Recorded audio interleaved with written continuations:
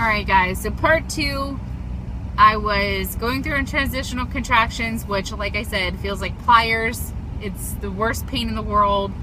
You don't think you can go through it, and you are just literally counting the seconds and the milliseconds. It was just insane.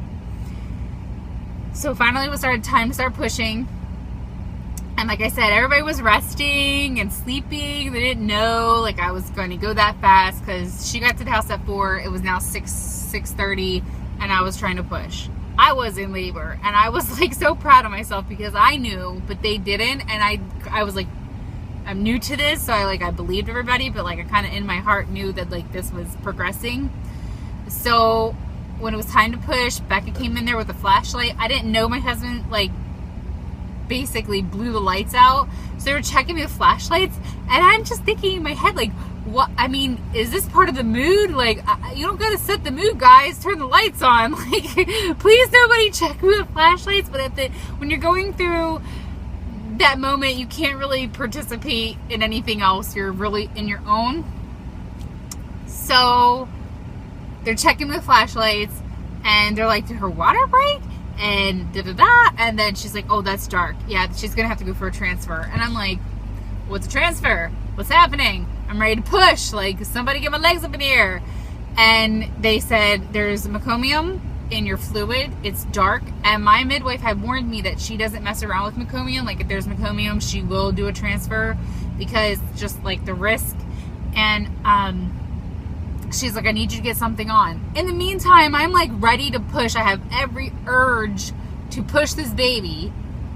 So I put on this long shirt that barely covers my butt. I have no clothes on from the waist down.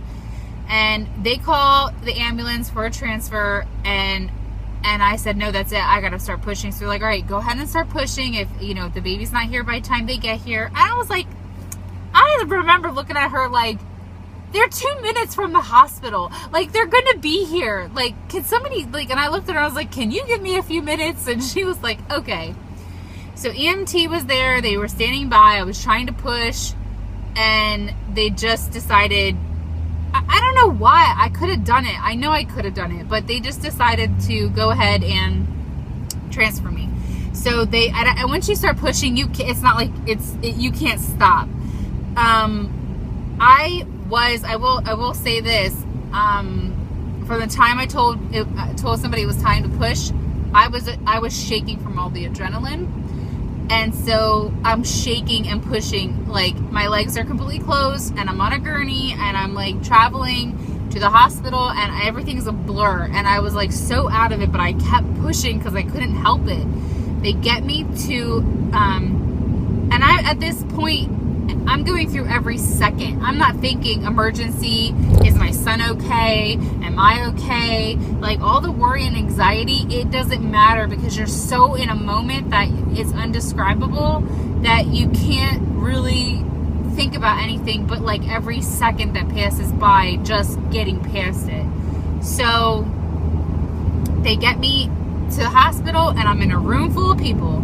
I have a complete audience, and my husband and my dad are rushed over there. They're like, where's the father? Where's the father? And that's my husband, and they rush him, and he's next to me. I didn't see him at the time, like I said, just really out of it. And they put me basically, they were just checking to make sure it wasn't like an emergency situation. And the doctor looked at me, he was like, you want to push this baby out? And I was like, yeah, let's do it. I remember like giving him a thumbs up. I was like, yes, I do. So away we go. We're starting to push. I got to the hospital at 7 o'clock. My son was born at 7:15. I could have done it at home. I understand the risk, but I was really kind of like, I knew I was okay, but everybody else didn't. And I understand, and I'm grateful that I was being taken care of. But he came out, they popped him on my chest. It was a miracle. I was crying, but I tore.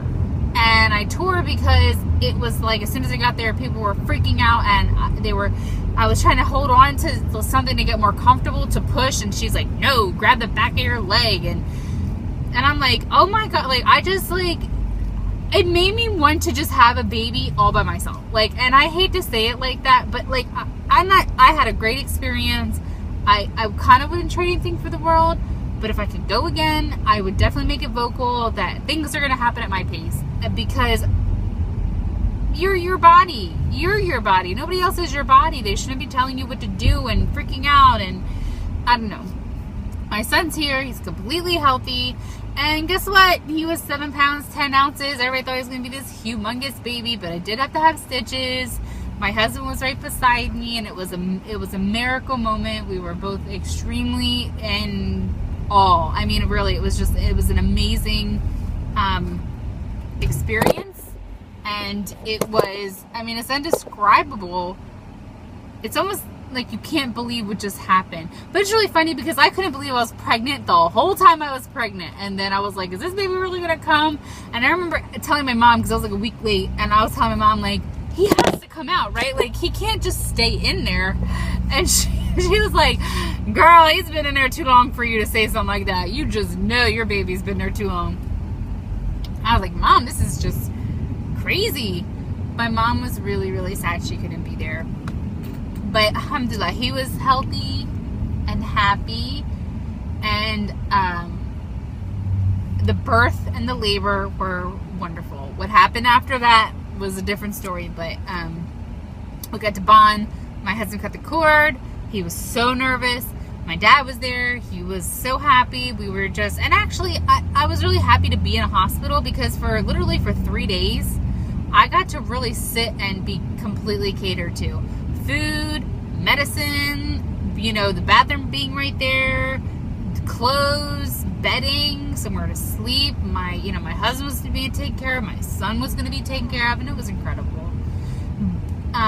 So that was it, guys. That was my labor and delivery story in 17 minutes. So I will go ahead and give you guys an update on him in the next video.